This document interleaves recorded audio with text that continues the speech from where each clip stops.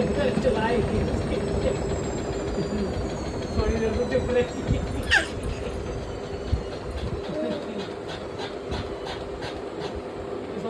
देख के कहती कितनी चला रही है ये हुआ क्या है इसको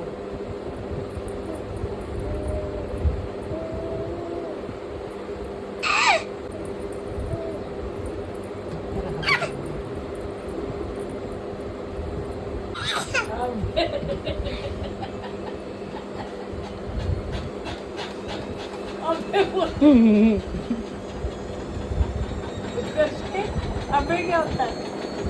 अबे क्या होता है करना चाहिए